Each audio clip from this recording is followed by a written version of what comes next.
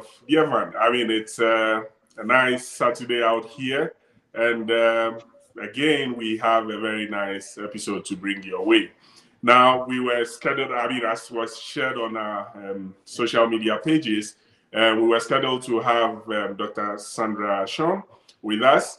So I know, you know, doctors are very busy. Something came up, and so she gave us a very resourceful colleague to help us out with our topic for the day. And so we're very privileged to have Dr. Michael Tete with us for our topic.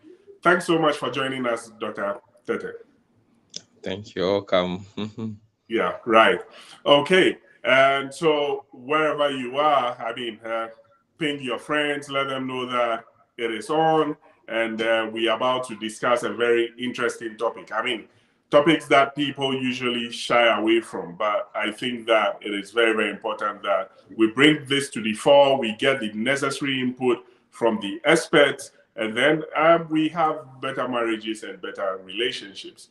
Okay, so Doc, coming back to you, what are aphrodisiacs? I mean, they usually paint bad pictures in people's minds, and they also sometimes paint good pictures in other people's minds. What are aphrodisiacs at all? Okay, so aphrodisiacs generally are food or substances that have the ability to arouse sexual desire. They have the ability to increase libido, and then to increase sexual performance. Generally, any food or any substance that is able to do any of these three things is classified as aphrodisiac. So it involves increasing the desire, increasing, that's the libido, and then increasing the sexual performance of a person. Yes, so any Oh, okay. drug or any substance classified into any of these three is classified as an aphrodisiac generally. Oh, Yes. okay. I mean, it looks to me like the part people dwell on more is the performance bit. But from what you're saying, it is not just performance related. It could also just be there to arouse, I mean, the desire and so on and so forth. Is that it? Exactly, yes. So it's not only about the performance, but also about the desire, about the libido, to the pleasure. Right. It's also there. So you can have substances that increases the pleasure. Actually, you know, the term is more used in relation to males. That is Okay. why it looks more of the performance. But we Okay. also have aphrodisiacs that also helps females, and they are also termed as aphrodisiacs. And Okay. with females, normally their main desire is the pleasure, is the mood, Okay. or generally termed as the libido. Okay. Yes, so there are people that would they'll take in any of this food substance of drugs just to increase their pleasure. So that's also classified as aphrodisiac. So the issue with the performance is just because we normally limit it to males. And you Okay. know, with males, they want to be go hard, uh And be and because superstars. they want Okay. to go hard, exactly. Oh, okay. Yeah. So courage is online. Courage is saying that interesting desire, performance, and libido. Oh, interesting. Yeah, courage. I am also quite amazed at that. Yeah, this is good education. Okay, so Doc, from what you've explained, then the aphrodisiacs are not necessarily bad things, are they? No, and they are not necessarily bad things, Okay. but like any other drug or an food enhancement product, it can be abused. Yes, Okay. so because people abuse it, so it paint that picture in quite a number of people that it's bad to use aphrodisiacs, but Okay. in itself it's not bad. Oh, And there are a number of reasons for which people might use aphrodisiacs. Okay, there are certain disease conditions that, due to whatever drug you are taking, it suppresses your performance, it suppresses your desire or your libido. There are disease conditions that affects these things. So it takes an aphrodisiac to help a patient out to enjoy that sexual pleasure he or she desires. So using it in that sense is actually not bad, but it becomes bad when it's being abused. okay. I don't know if, yeah. Yeah, that makes a lot of sense. Now, in the Ghanaian setting, sorry, you have some women going around carrying a number of herbs here and there, some in bottles and some, I mean, as plants and all. Um, how do we tell if those are good for consumption? I mean, because I've always had it in mind that those are bad. I mean, when I see them carrying, sometimes they mix it with gin, alcohol, and all shake, and people buy and are so excited and all. What's your take on that? Yes. So like I said earlier, aphrodisiac in itself is not bad. Okay. But in the Ghanaian settings where people mix certain herbs, certain roots with alcohol, Sorry. sorry, with alcohol and sell such products for as aphrodisiacs, in that sense, it's bad Okay. because we don't know which. Quite often, you don't know which plants that they use in there, Okay. and then also and the fact that they use alcohol. Hmm. Alcohol, to some extent, has some aphrodisiac properties to Okay. some extent. Okay. But when it's being abused, it tends to bring more of distraction than achieving the goal as an aphrodisiac. I don't know whether Okay. you get me. So, Yeah. in the sense that we don't know the products that they sell, you don't know the plants that they sell, and then because you don't have any dosage regimen for it, people tend to abuse it. In that sense, it is bad. Okay. But there are drugs, there are other food substances Okay. which are being shown and tested to have aphrodisiac properties. And those ones are normally processed as drugs or supplements which are being sold. Okay. So Prissy is saying that since it can be abused, is it right for an individual to purchase and use aphrodisiacs without it being prescribed? No, it's not right, and I wouldn't advise for anyone to do that because there are the good side of it, and then we have also the bad side. So you will need a physician to help you out. So if you have a patient or anyone who has any of this issue with libido, with pleasure Okay. to increase their performances, and maybe they are not able to attain that level of desire, Okay. there are a number of things that causes that. Okay. And therefore, it will take a physician to advise and show you the best way out. But to just walk into any pharmacy or walk anywhere to be getting that, we should know that in the long run, there are some repercussions or disadvantages with it.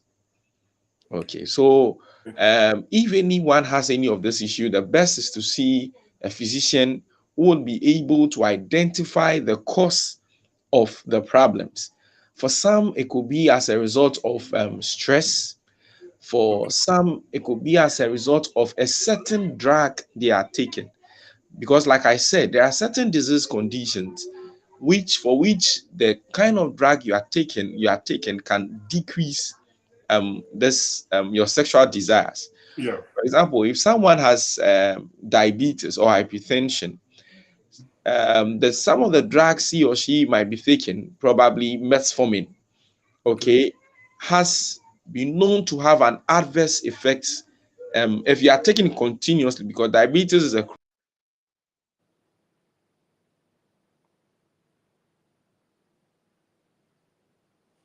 It looks like chronic.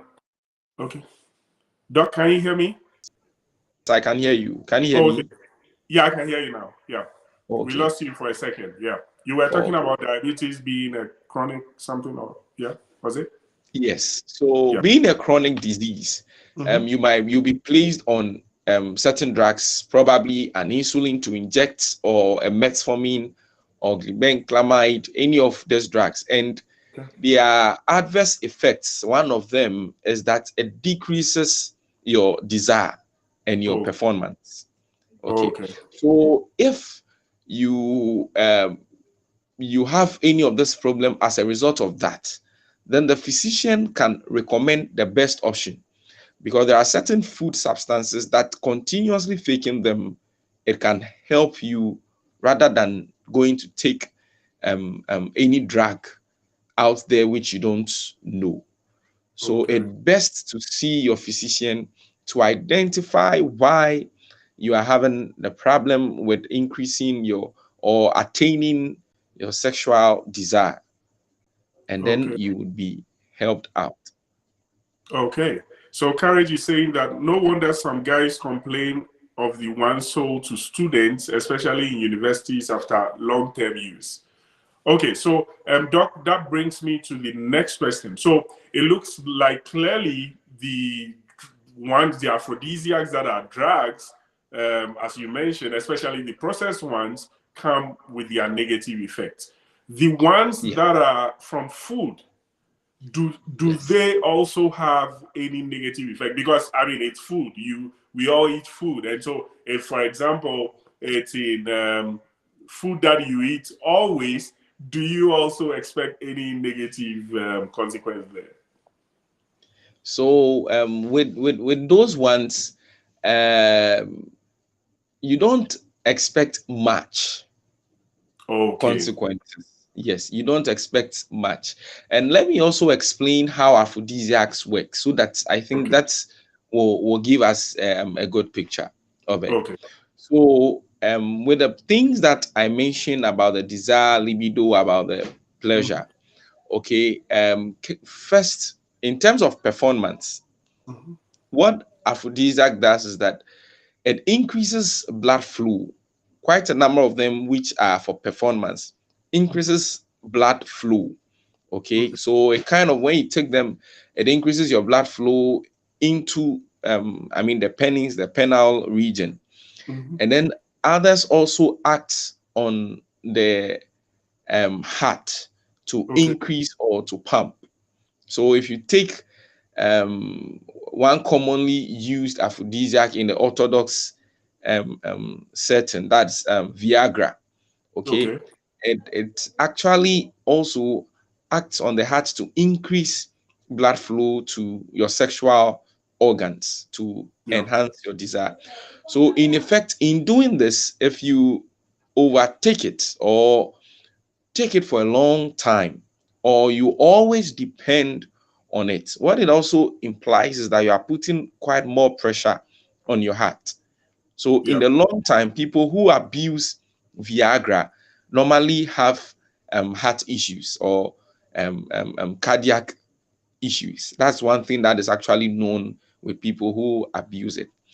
And then also there are some of the drugs or products that also acts by on our hormones, Okay. because there are some of the issues with desire that has to do with hormonal imbalance. That Right. is your testosterone and estrogen level.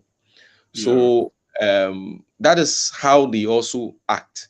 So if Okay. you continuously depend on them, you in a way also put a pressure on um, your thyroid glands or your pituitary glands, which um, stimulates these hormones. And Okay. with those ones too, they have their own effects of persistent chronic headaches and other ones that are added to them. Now, to Oh, the question with the food, with those ones, for example, if you take a product made of dates or a product made of tiger nuts or one commonly one used in Africa, yohimbine. Those ones are natural ones which are used in everyday diets in certain countries in Africa. okay. So if you, as far as you don't abuse them, you are good because they are Okay. natural, they are everyday things that you take. So as far Okay. as you don't abuse them, you are good.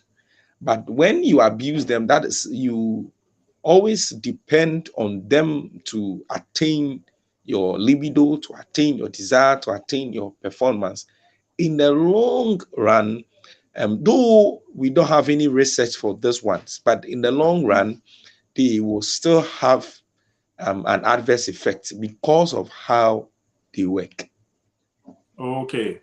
Okay. And Doc, talking about abuse of those food substances you mentioned, for example, at what point do you know Yeah. you are abusing them? Because I mean, if it's something you take on a daily basis, is there like a grammage that you should take per day, or I mean, how at what point do you have you crossed the line?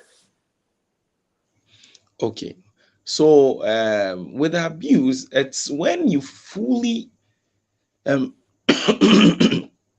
depend on them to attain your sexual Okay. desires.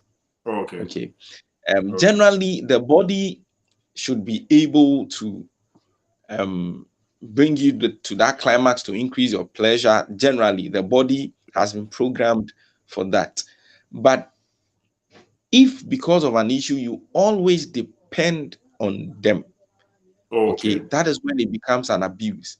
But there are some products, for example, if you take a plant like ashwagandha, which is also generally used in most countries, Okay. okay, they have recommended dosages that have been prepared in capsules. I mean, the plants have been powdered into capsules as supplements that you take daily.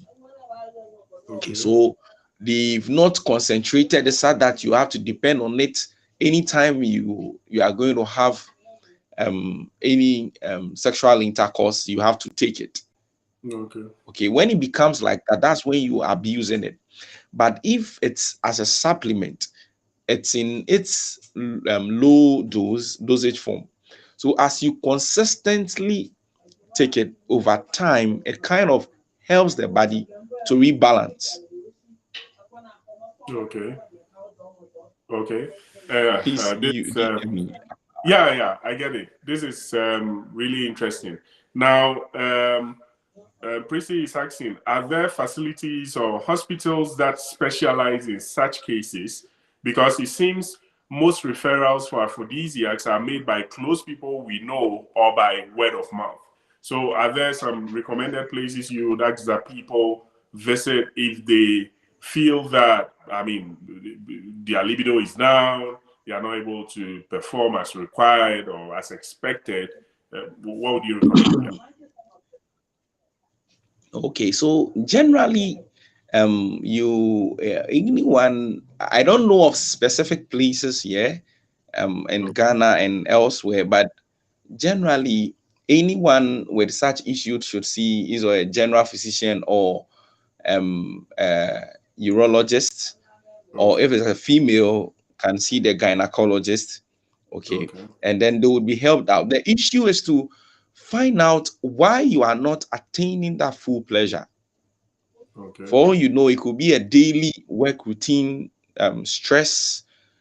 It could be a disease condition, which in you are taking a certain drug, like I explained earlier, which is affecting your performance.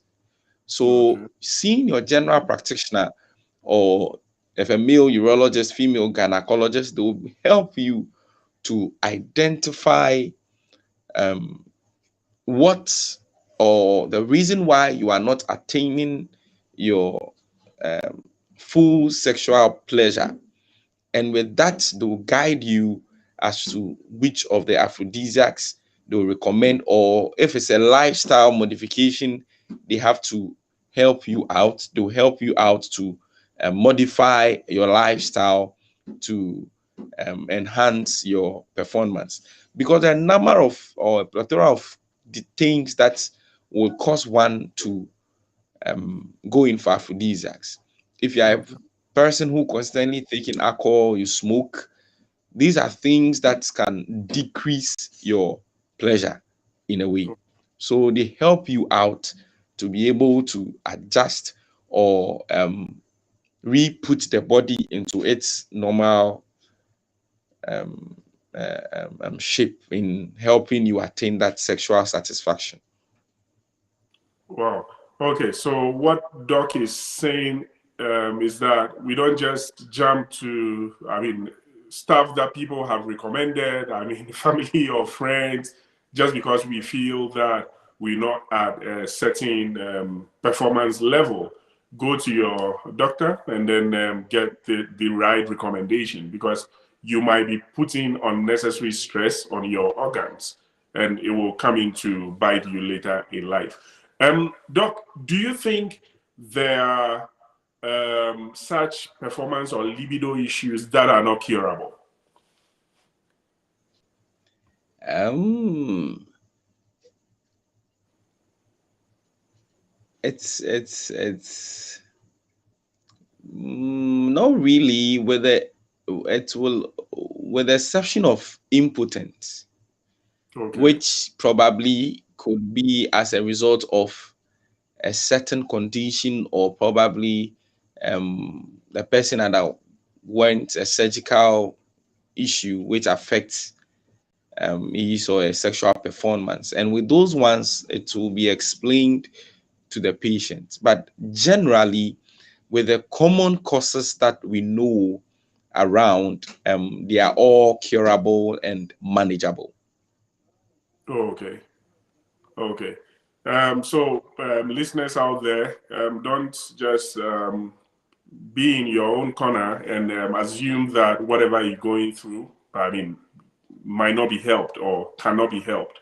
Reach out there to the trained people to help you out. Now, doctor, so when it comes to the food items, I know you mentioned a few of them, but in general settings, can you touch on, extra food items that generally help people to be in the right mood, to be in the, help their performance where they need be?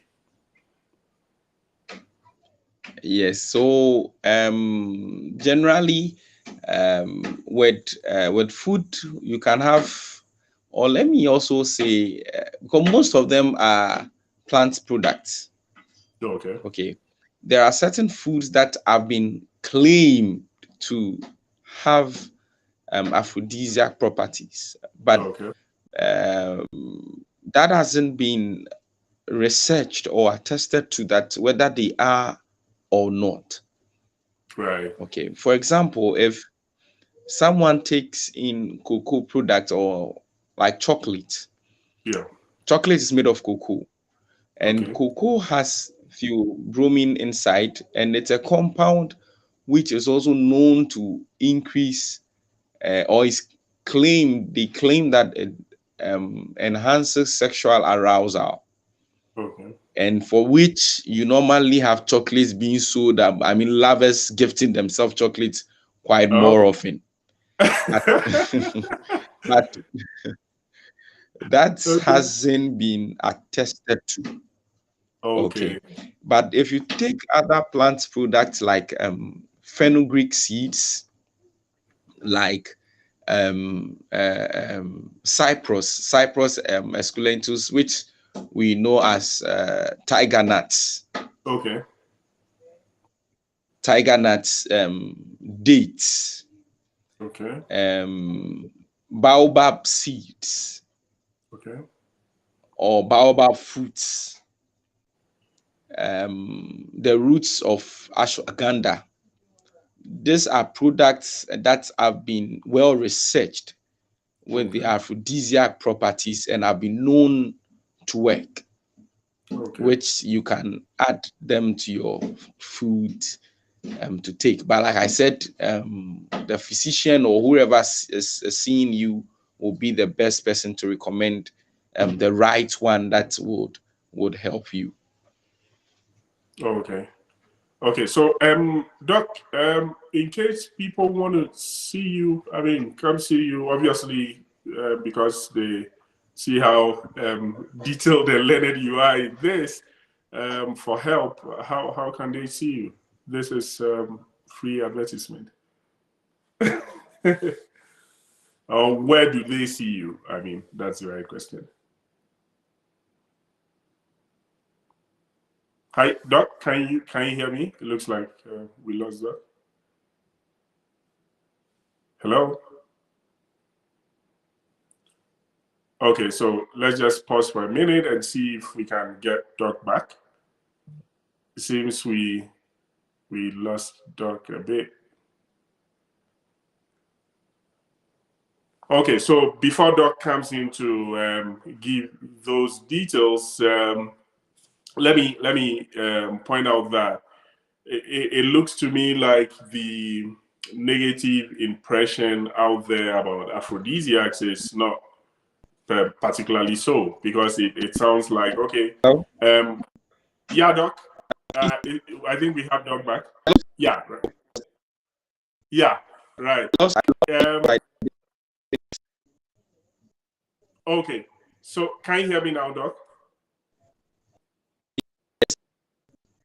Okay, so my question is, given that you're giving very important details and you are very learned in this topic, if people want to see you about issues that they have, I mean, where can they see you? Okay. So so, Okay. I in the herbal unit department. So Okay. I'm in general Okay. hospital. So come to PD emergency hospital and you ask of to set it directed to my team. Okay. Thank you so much for your time and insights, Doc. We really appreciate your time. I mean, you guys are busy saving lives, and so it's always a privilege when we can have a bit of your time. So we draw down the curtains on this episode here, and always remember as we sign out that no two relationships are the same. Thank you and cheers. Bye bye.